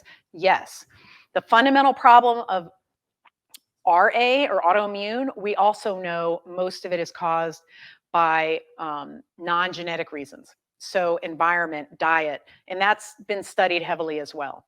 So yes, all of this will help with RA. In fact, most of the omega-3 studies that are in arthritis have been done in people with RA. And it's used often as an augment or adjunctive treatment to whatever prescription drug people are on. And then if you're not on a prescription drug, it will definitely help. So yes, all of this applies. So what do you got to avoid? 80% of the American diet is ultra processed. Think about that. So factory-made fake foods that don't exist anywhere that we know of in nature. Processed animal proteins. So think about how they raise cows in this country. They jam them all into this one area where they can't move and they just throw corn at them. They get fat and then they kill them and then they give you the meat. So it's a stressful environment for the cow. It's not natural and they're fed tons of omega-6s as opposed to the way beef is eaten in other countries, like let's say Argentina or Italy, where it's grass-fed and pasture-raised, lives a nice stress-free life, eating omega-3 filled grass. That is a good way to eat red meat. Red meat in and of itself is not terrible, right? Now there are some fats in it you want to avoid, but generally speaking, it's how we're processing it. Bacon, ham, all that stuff with high sodium, high nitrates, filled with chemicals, pink slime, stuff like that. Refined sugar added. Added sugar is probably the #1 problem with ultra-processed foods. They put sugar even in potato chips and salty things. Why? Because there's certain feedback loops in the brain and the gut that induce you to eat more of something if your brain senses glucose. So they'll hide sugar in foods to make sure you want more and more. Because think about this. If I asked you to eat salt, just straight salt, you would stop at a certain point because you would say, I've had too much salt. You just wouldn't want it anymore. But if you mix sugar with that salt, you never stop eating it. And that's a trick that gets you to buy more and more chips. So if you like chips and you want to keep riding down that thing and enriching people at Procter & Gamble and GE, knock yourself out. Personally, I keep trying to cut ultra-processed foods because I just know they are the problem with what's going on in America. This is why you hurt. So try to buy organic foods because at least you're not going to have pesticides and chemicals on it. And then really try to avoid anything with more than 5 ingredients. If you're going to buy some processed foods, which of course you have to, what else could you eat? It's America. At least try to get a good carbohydrate to dietary fiber ratio. And at least every time you eat something processed, make yourself eat 2 or 3 things not processed to get that fiber and that natural goodness in. Like if you're going to eat a bag of chips, make yourself eat an apple slice. You know, I bet you end up preferentially going to the apple slice and forgetting that bag of chips over time. Right. So another trick I'll tell you is you know this juicing craze, or everybody thinks juices are good for you. Well, juice is pressing a fiber-filled fruit or vegetable and squeezing all the juice out, all the straight fructose, and leaving the fiber behind. So not so great. So not a fan of juice at all. But smoothies, totally different because you're chopping it all up and you're still getting the fiber with the juice. Start thinking that way. You don't want straight sugar hits and you don't want processed chemical food hits. Even the government is now sort of on board here. They did a study with 20 adult inpatients and gave them ad libitum diet. You can eat whatever you want. Here's the food, you can eat it. One group had access to ultra-processed foods. One group had access to more of like a Mediterranean style, unprocessed type of a diet. At the end of the day, the one, you were allowed to eat whatever you wanted, no limits. The ultra-processed group ate 500 calories more per day, which if you believe the math of 3,500 calories is a pound, that means they're going to gain a pound a week. Just being able to eat whatever you want. You naturally want to eat to a limit if you're eating unprocessed foods. Processed foods induce overeating. Okay, and then the body weight changes were highly correlated with the dietary differences. Now you may be asking yourself, did this really get published? People really got paid to do the study? Yes, I don't get it either because to me this is a duh study. But they had to do a study. Somebody got paid to do it. They proved it. Ultra processed foods cause you to eat more just because they're processed. So think about this. The FDA is in charge of, and the USDA, of what goes in and out of our mouths. They've approved partially hydrogenated oil, which we know is bad. Seed oils are bad. Foods with flame retardants have been produced that we're allowed to eat. Oleine and oleester was approved. Caramel and other food colorings, which is shown to induce cancer in some cases. The hormones that they give to dairy cows and meat cows. High fructose corn syrup, which is still in some foods. It's just called different things. MSG, monosodium glutamate, and pink slime, which is meat sludge they treat with chemicals and then put back in ground meat so that it doesn't glom onto itself. Now remember that 1/3 of the approved drugs by the FDA have problems, and that was in a JAMA, Journal of the American Medical Association study, and 5% of the drugs that are approved every year are pulled off the market because the problems are so terrible that they find out late. So I think in this setting, in this regulatory environment, in this world that we live in, where it's food industry, pharma, surgery, I think that you need to maybe start thinking about taking care of yourself and just protecting yourself from all of this because it's never going to end. The only thing we can do is eat better, sleep better, reduce our stress, and take care of ourselves and our family. So sleep, high quality sleep, massively important for your brain to detox, for your brain to repair itself. You have to have deep sleep and you have to have REM sleep. So there's stages of sleep over time. And these are highly correlated with mortality rates. If you don't get all of the stages, things go bad, okay? And you have to have the right amount of all of these stages. Most adult humans need 7 to 9 hours of sleep. Some people believe that they don't need that much sleep, or they think if they sleep that much, they're lazy. Not true. You have to have this much sleep for everything else to function properly, and also for your brain to function properly.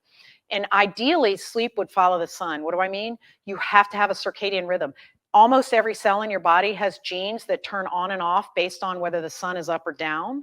Same in your brain. Sleep should be triggered by this. If you start to blow the circadian rhythm and stay up really late, wake up really early, wake up really late, eat on a bad cycle, you mess up the circadian rhythm, which messes up the quality of your sleep, which messes up your repair processes. And you have to have that fasted state, remember, or you're not going to repair properly, to include cartilage, not just brain cells. Adenosine, which is what induces sleep pressure, this is what caffeine blocks. Adenosine builds up during the day, at night it goes down in your brain. You can't mess that up. Your brain only has one chance to detoxify itself and open the lymphatic system, which is how the brain drains everything, and that's at night when you're fasted and asleep. Memories are cemented. This is when neuroplasticity happens. So the best learning is done while you're asleep. So you study, if you get a good bedtime, go to bed early, you're going to remember what you studied. If you don't, you're not going to remember. This is how the cells maintain themselves. This is how the mitochondria maintain themselves. This is when misfolded damaged proteins are cleared out. This is when damaged mitochondria are repaired, new mitochondria are formed. Everything happens in sleep, and particularly in fasted sleep. Heavily managed by melatonin and light. Daytime is cortisol. So melatonin helps you sleep, cortisol helps you be awake, all triggered by different types of light.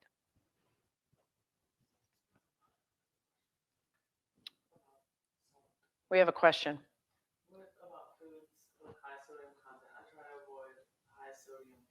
Somebody's asking about food with high sodium content. You can certainly avoid salt if you want. Salt is fundamental to life.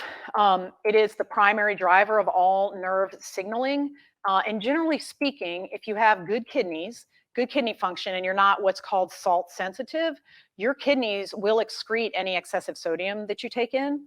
So very few people are truly salt sensitive where their kidneys can't handle the burden and manage it. So I love salt. You know, the recommendations of how much salt are all over the place. The government says, I think 1 gram or 2 grams or less. Most people in the wellness world now think it's 6 to 9 grams. Obviously, you're going to have to talk to your own physician about this. But a lot of the studies that were done about salt and hypertension were funded by the sugar industry back in the day. And we know now that insulin resistance plays more in hypertension and problems that we traditionally associated with salt. So if you're eating good natural salt that's not filled with microplastics from pollution, I personally don't have a problem with salt. I love salt. And your body should know when you've had enough salt. Problem is, a lot of the salty foods you eat also have the sugar in it, and your body never really gets to get the correct signaling to stop eating it. And then your kidneys are just going to be overworked. So yeah, if your doctor's convinced and you're convinced that you need to avoid salt, go ahead. But salt in and of itself, your body has a system in place to manage excessive sodium. And we have to have sodium for nerve cells to work. I mean, everything, voltage-gated sodium channels, we talked about this in the nerve pain talk I gave before. Salt is one of the fundamental minerals of life, without which you would not be alive. So salt is like a mixed bag. I would direct you to a book called The Salt Fix. It was a great book I read that kind of goes deep into this.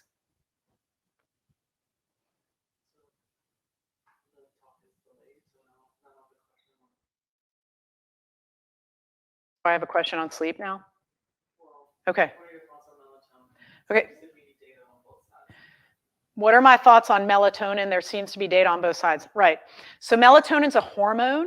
It's a very powerful hormone, and it's also the #1 antioxidant, one of the strongest antioxidants you have. Melatonin gets triggered by red light or by a lack of blue light. So as the sun goes down, your retinal cells will sense less blue light, and they trigger the production of melatonin, and they stop the production of cortisol. And then melatonin does other things that induce, help with the sleep. But sleep has also been building up sleep pressure during the day with the adenosine and things like that. If you don't have the right amount of melatonin, it's going to be really hard to fall asleep and stay asleep. And your melatonin, your cortisol should constantly be doing this, just like your light should constantly be doing this. So at night, I start to turn all the lights off in the house around 5 or so to try to get it a little bit dim to reduce that amount of blue light. All the TVs are set to warm to reduce the amount of blue light. Try not to look at any computers or anything like that. My Kindle's set on heavy, warm, low, bright, all to trigger more melatonin naturally. I don't respond well to melatonin. One of my sleep gummies has melatonin in it because a lot of people do respond really well to it. Some people take tons of melatonin. Some people think you should just take a microgram. Right, the data's all over the place. I think if you respond well to melatonin, if it helps you sleep well, then that is good for you because you need to sleep.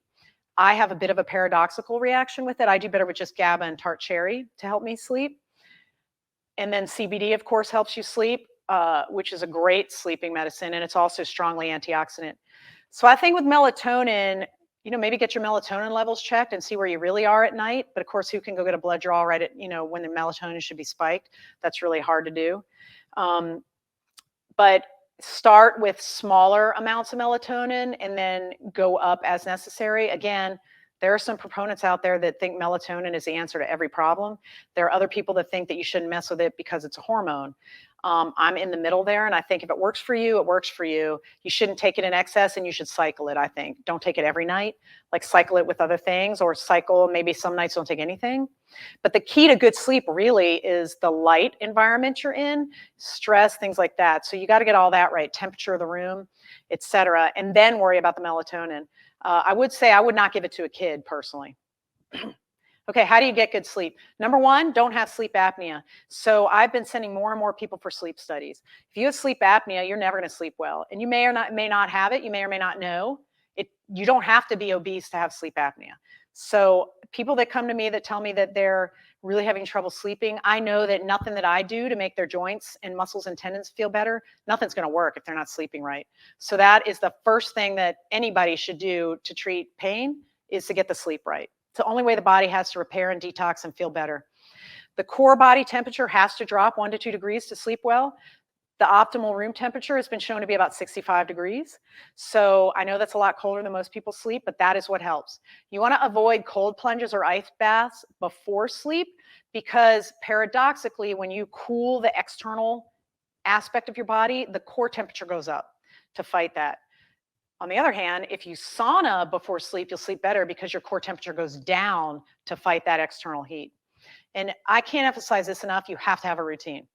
You have to have a constant routine protocol. You can't change it. If you change it, it can only be sporadic and only be 1 or 2 hours on either end. You have to have a solid bedtime. This is something I grew up with. I didn't know that my dad was so wise, but they knew this before the literature started coming out. We acted better, we did better in school, we ate better, we were generally more pleasant, everything was better with a solid bedtime and a solid wake-up time. So if you're trying to establish a good circadian rhythm, the first thing to do is get your wake-up time the same, that's the most important, and then the bedtime will start taking care of itself. A dark room, again, only red light or amber. Firelight works, but who wants that? That's dangerous. So red light or amber light, ideally set low on the floor, or pure dark will help you sleep. Avoid the screens, obviously. And then limit stimulants. So no coffee or anything stimulating, generally speaking, after 12 or 1 because the half-life is so long. So the people that have coffee after dinner, forget about it. You're not going to sleep well. Or you think you'll sleep, but it'll be fragmented sleep, and you're not going to get the right ratio of deep to REM, and you're not going to have a good sleep. So I would avoid stimulants, and then you should avoid alcohol within hours of sleep because that also causes fragmented sleep. So just these tricks, and these are all basic lifestyle tricks, right? Just doing this, and you don't have to do it all at once. Just do one thing, get used to it, add the next thing, get used to it. Do little tiny changes. Over time, you're going to sleep a lot better. And guess what? You're going to feel a lot better because your body can then repair itself. Your body does a much better job than I as a surgeon do at repairing you. Just give it a chance. Give it the right tools, the right building blocks, and give it a chance at night when you're asleep to fix itself. Circadian medicine, this is a very new field. I'm a big believer, and I think this I think this is going to change the game once society catches on to this. So there's more and more literature coming out supporting this. Um, and the circadian rhythm can solve a lot of problems. Remember, we evolved without electricity. We evolved with the sun rising and the sun falling, and everything went by that. You couldn't do stuff in the dark, okay, that you could do in the day. And feeding was based on that as well. All of our cells have clock genes in them, and you have a master clock in your brain, the suprachiasmatic nucleus, that responds to the light waves hit by the melanopsin cells in your retina. So your body is built to be on a circadian rhythm. So what I've started to do over the past year or two is I just love sleep, and I look forward to sleep, and sleep is my reward every day, and I don't have a problem with sleeping. So going to bed early and waking up early is a joy now, and it's kind of changed my life. You know, we get taught in medicine that sleep is for the weak and you don't need to sleep. It's terrible and you try to avoid it, but now I just embrace it. The minute you embrace a good bedtime and a good wake-up time, you are going to feel fabulous. So we already talked about this. I told you the players. This is Dr. Sachin Panda. He's one of the main guys in this field, and his work is very, very revealing. All your hormones are linked to your circadian rhythm. So everything that you think of is how you feel, like your focus, your energy, pain, your ability to manage insulin, your insulin sensitivity, it is all linked to the circadian rhythm.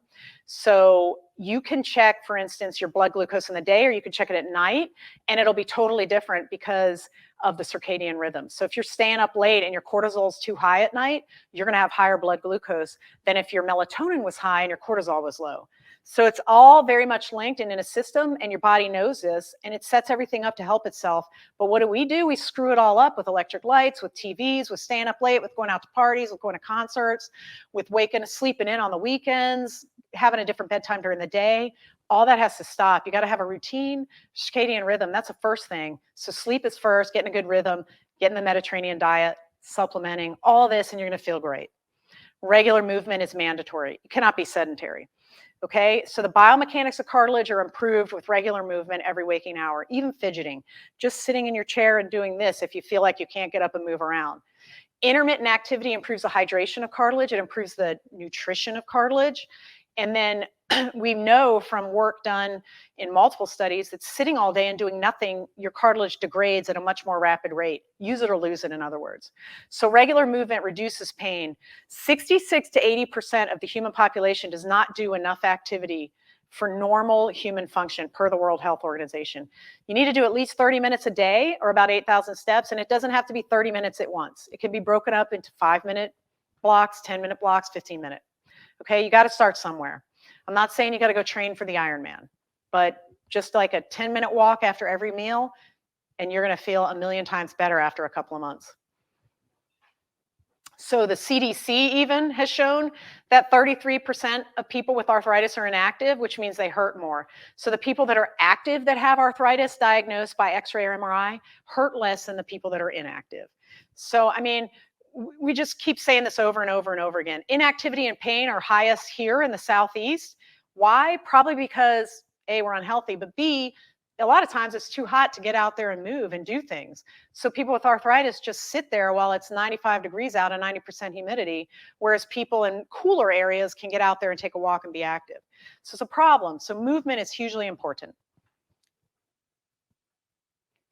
So you don't want too little activity. You can't sit on the couch all day. I'm not saying you need to go train for a marathon or a 100-mile endurance race, okay? You want something in between. Too much activity can deplete the immune system over time and stress you out. You'll be more prone to getting sick, things like that. It can cause some problems if you have any sort of malalignment, or you can get like, you won't have time to synthesize proteins and get your muscle to recover, et cetera, et cetera. Too little, we know you get cartilage that's atrophic, or it doesn't grow at all, or worse, it degenerates. The bone degenerates, and the tendons and things get stiffer. So you want just right in the middle, which is generally about 30 minutes of zone 1 or zone 2 cardio, 4 to 5 times a week, and some muscle work. You do have to prevent sarcopenia, so some resistance work to keep your muscles. Remember, I already told you how important muscle is to feeling better. So these are just techniques that we use in my clinic to treat different fascial and muscle pains, anything from dry needling to e-stim to cupping to deep tissue massage to red light therapy to different stretching protocols. All of this is hugely important to making yourself feel better from arthritis. without getting a metal and plastic sandwich. So probably one of the number one things to feeling better is getting your mind right. What do I mean? You have to have a good mindset. No doctor is going to tell you this, but positive attitude equals less pain. It's just been shown in study after study after study after study after study. So most of our surgical outcomes we now know are more heavily dependent on psychological factors or biopsychosocial factors, we say, than on our technique, our rehab protocol, or anything like that.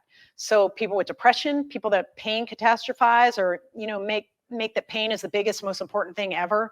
People that have fear of movement or kinesiophobia because they're scared it will hurt to move, and people with anxiety generally hurt more. And so if we could control these and get the mind right, get the mindset happy and positive, we know we can reduce pain. And in fact, ortho, even though we're about 20 years behind the rest of the industry, I think, in this world, our American Academy of Orthopedic Surgery key article this year for maintenance of certification and board certification talked about the psychological effects on outcomes of surgery. So even we are catching up. There's a scientist, Alicia Crum, who's written a lot about mindset and how important it is on even like serum markers get better if you have a positive attitude about things. So this isn't just tricking yourself. Like there's actual neural pathways in your brain that are improved that connect to the rest of your body with happiness, with mindset, with knowing or thinking that something's going to be good for you. So if you know, and I've given you why you should know that the Mediterranean diet is going to be good for you, and you participate in and you cook for your family and you're social and you're doing this, you're going to get better, as opposed to if you just do it by rote because, oh, my doctor told me I had to eat the Mediterranean diet, so I'm going to eat the even though you're thinking to yourself, I hate it, I just want Cheetos. Nothing's ever going to work for you that way. This has been shown in physical therapy literature. This is shown in sports performance literature. You have to have a vision. You have to visualize, have good biofeedback, have a good mindset. So the only mindset plays in everything. So the placebo effect, that is mindset. It's important in physical therapy. It's important in drug therapy. Drugs only work if you think they're going to work. Surgery only works if you think it's going to work. There's a 30% placebo rate in surgery. We know 30% of people are going to get better because they feel like something was done that was major. Sleep, everything plays into mindset, family, friends, and this goes into what else? Stress reduction. Which means what? Your cortisol levels drop. You don't induce as much inflammation. You don't have as much of a mess up with your circadian rhythm. So you need to keep your cortisol levels where they should be. They should just go up in the morning, a smaller spike in the later afternoon/evening. They should never be high at night. Mindset's hugely important. So just so you know, for arthritis too, just because your doctor told you need a total knee or total hip doesn't mean that that is what you need, because the number one thing, and this is from Health Affairs, which is a very respected journal done in 2004, the number one thing that indicates whether somebody is going to get a surgery or not is where they live, not what their problem is, not what their patient cofactors are, not their level of pain, not their gene makeup, nothing. It's just the surgeon, where they live, what's the group think in that area, what's that surgeon's preference for any given thing. And that's with elective surgeries like total knees, total hips, spine surgery, pain injections. For things like if you break your hip or you break your femur, everybody kind of does the same thing around the country because we know it's right and it works. But for these kind of things, it's heavily dependent on the attitude of your surgeon and where you live. So think about that. That means that maybe what we're treating arthritis with isn't exactly the end all and be all, which is why I think that you should empower yourself to take care of yourself. We have another question.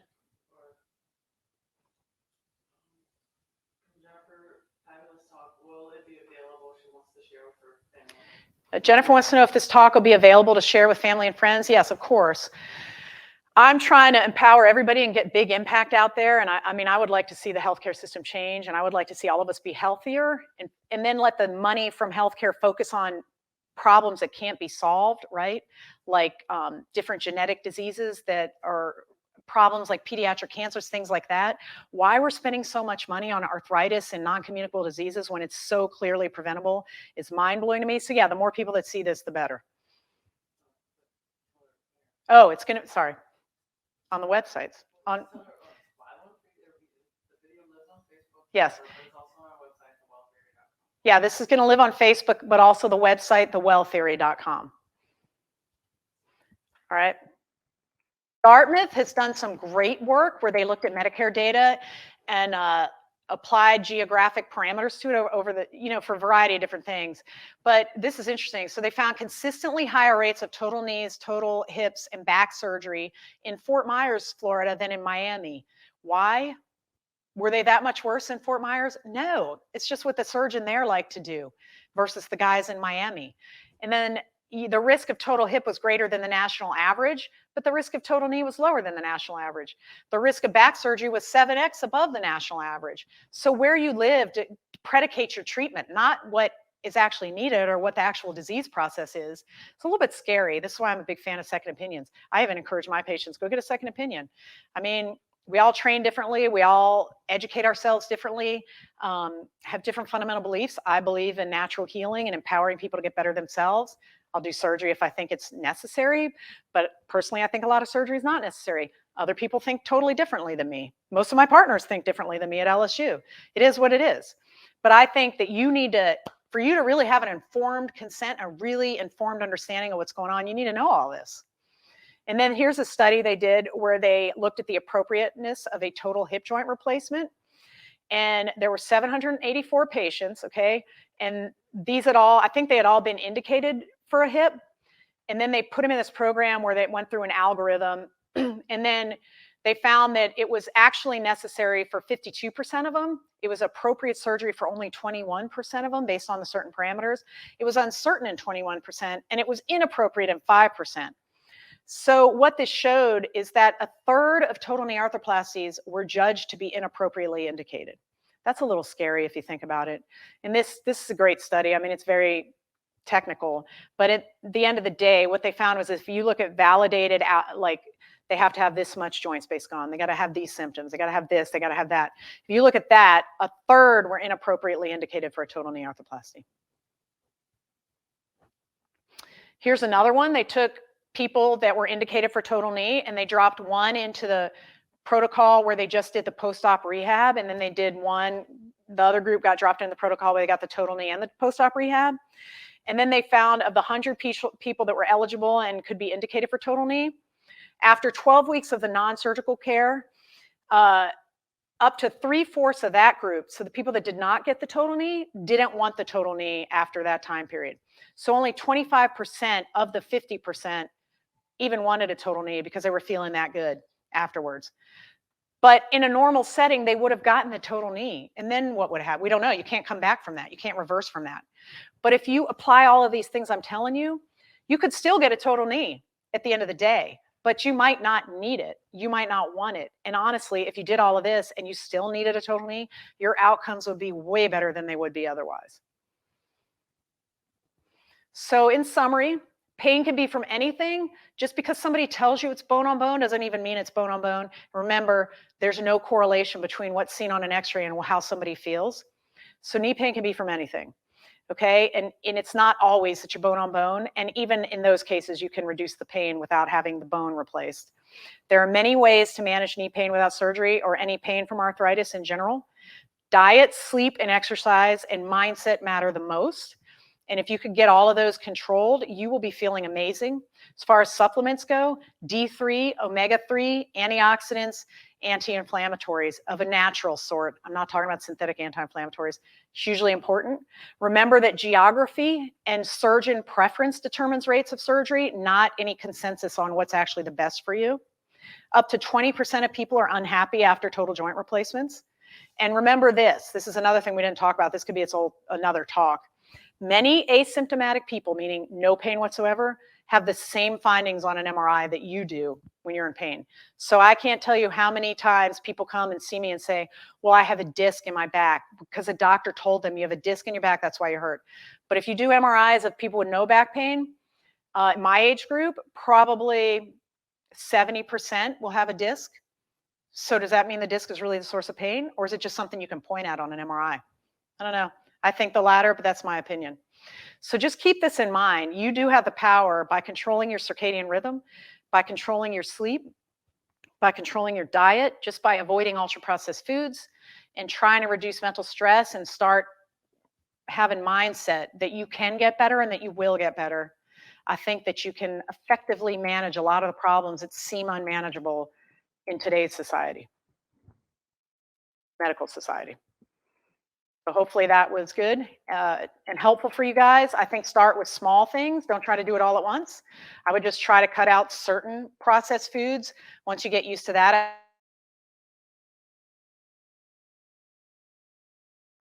okay, because you're going to add the fiber, plus you're going to start to prefer the apple over time. Supplement with appropriate supplements. And of course, the caveat, you got to check with your treating physician. Exercise. So the 30 minutes of zone 2 up to 4 or 5 times a week. And then weightlifting, hugely important. Probably you want to get a personal trainer or a physical therapist here if you're not used to it or you don't know how to lift weights or what the proper moves are. And then just stay tuned because the body of science is doubling like every 5 minutes or something crazy like that. So I'm going to be updating these things all the time as more and more knowledge comes out there. But I think just give your body a chance to heal itself and it will. That's my biggest message to you.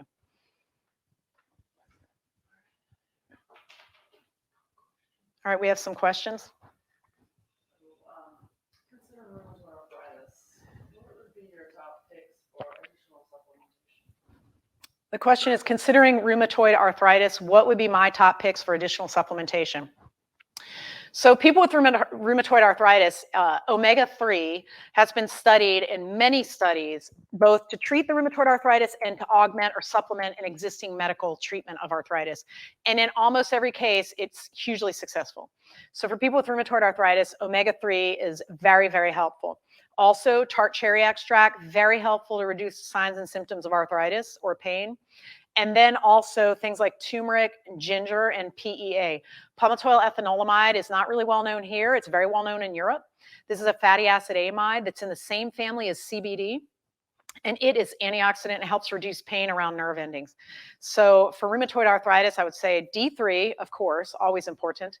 Omega-3, tart cherry extract, turmeric, PEA, ginger, all studied in terms of inflammatory arthritis and all successful. We have another question? We have another question. Hold on. So, what is like your overall, I guess you have to like exercise. There's no like specific exercise. There's a question about, do I have specific exercise protocol? Short answer is yes, and I'm working on it still to make it easier to understand and put out there. But to start with, walking, I think, is the best thing and the most natural, the most human of exercises, maybe interspersed with a bit of jogging or maybe some high intensity sprints. I try to walk 30 minutes. I try to do it in the morning so it matches my circadian rhythm, 30 to 40 minutes. I try to walk fast enough that it would be hard for me to talk, which is zone 2. And that is 4 mornings a week because I can't do it every morning because surgery starts too early or I'm driving to New Orleans to teach or something like that. But walking 30 to 40 minutes, 4 to 5 times a week is ideal. And I tell my patients, you don't have to do it all at once, especially if you're out of shape and not used to it. I just try to get people at a desk job to get up every hour and walk around the office for 5 minutes. If you multiply that times 8, that is a 40-minute increased amount of activity you've had daily that you didn't have before. Weightlifting, yes. So there are some very highly functioning or highly functional movements you should be able to do. You should be able to get off the floor when you get older. Ideally, you should be able to react quickly and get out of the way of a moving car. In a good, perfect world, you should be able to pick up your grandkids, right? So we're working on multiple muscle group strength-producing protocols that incorporate muscle science to improve strength. And that'll probably be a talk later on. But I think get with a personal trainer or a physical therapist and just tell them you're interested in functional fitness. And there's certain things that you should be able to do when you get older that most Americans are not able to do. And I just listed a few of them. Just like reiterate your thoughts on bone and oil supplementation. Somebody wants me to reiterate my thoughts on bone, and will supplementation ever help? So I see this a lot of times. People come into my office and tell me that another doctor told them they were bone and there's no help. You're always going to be in pain and your only hope is a total joint replacement. Okay, so what just happened? Their mindset got completely set in a negative fashion, and it's not true. Again, no x-ray finding has ever been correlated with a symptom. So you can't say that just because you see bone on bone that they're never going to not hurt. And yes, supplementation can help these people because the pain is, again, from inflamed nerve endings and inflammation and oxidative stress. So if you can control the electrical signal from the nerves at the joint to the brain, then you can control the pain without controlling the underlying bone on bone, right? So if you can make the nerves fire less often by giving it omega-3s that are more pro healing and resolving and less inflammatory, by reducing the oxidative stress and inflammation with things like the tart cherry extract and the turmeric, and different phytochemicals like PEA and alpha lipoic acid. So if you can control the damage markers, the biomarkers that way, you'll have less pain. And then if you can improve strength, flexibility, things like that, then any given site of arthritis becomes less relevant over time. And then, of course, mindset helps. And then controlling levels of glycemic indexes in your blood also helps because you reduce the advanced glycation end products, which also cause the pain. So things like berberine, which will reduce your glycemic load in the blood and actually acts like metformin, that can help control pain. Things like resveratrol, that's been studied in conjunction with Mobic and by itself, also very good at controlling arthritic pain. So I don't think that people should just give up because one doctor told them they're bone on bone and all you have left is a total knee. Now, some people really believe that. And I would say do all of this anyway, because when you go get that total knee, hopefully you won't fall into that 20% group where you still have pain, chronic pain for the rest of your life. Hopefully you'll fall into that 80% group that does okay. And you may or may not need a revision down the road, but at least you're doing okay. So yeah, I would say even if you've been told that you're bone on bone, maybe go get another opinion. There are ways to treat that pain with diet, sleep, mindset, supplements.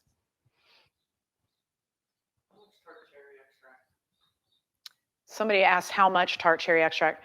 Okay, so I take 1,500 milligrams every night. My formulation is 1,500 milligrams, which I think is like eating 150 or 200 cherries. I don't want the sugar of the cherries. I don't want sugar of juice, which we talked about. That's why I take the extract, plus it's quicker and easier for me. I think that's plenty. Now, if you're in a gouty flare, sometimes you take 3,000 to 4,500 milligrams. If you're in a gout flare, still safer for you than indomethacin or colchicine, I think, but may not be powerful enough, depends. But a lot of people with chronic inflammatory conditions like gout, rheumatoid, lupus, osteoarthritis, if you stay on a good baseline level of tart cherry extract, you could kind of control that pro-inflammatory arachidonic acid pathway a bit better. So I think 1,500 milligrams to 3,000 a day is fine. I do 1,500. And of course, I'm taking it for wellness. But I will tell you, I don't really ever have any pain anymore now that I'm on all of this. And I haven't taken an ibuprofen since I can remember. Do you recommend those supplements for PSA, psoriatic arthritis? Oh, okay. The question is, do I recommend supplements for psoriatic arthritis? Yes. So psoriatic arthritis is just another type of autoimmune inflammatory arthritis. So it's just a couple different biomarkers are elevated. Like instead of your Th17, maybe it's the Th7, or instead of your IL-1B, it's the IL-6. Either way, it's a self-attack friendly fire damage associated molecular pattern that's happening. So you want to reduce inflammation and reduce oxidative stress. So anything you can do to do that will assist in symptom management of these disorders. Now, you're going to want to check with your treating physician, especially if you're on a disease-modifying biologic medication. You want to make sure there's no interactions or anything like that. But generally speaking, yes, it can help psoriatic arthritis. In fact, things like D3 help the skin lesions of psoriasis and psoriatic arthritis. So don't forget the fundamental basics of your minerals, your micronutrients, your D3. And in addition to the omega-3 and all of the antioxidants that are found in like tart cherry extract, turmeric, things like that. All right, I think that's it. All right, well, everybody enjoy your Saturday. Go out and take a walk if you can do it. If not, just move your legs, do something to move, and try to start thinking about a solid bedtime. It'll change your life, I promise. Do what your parents told you. Add some vegetables to that plate. Don't eat so many processed foods. Simple things.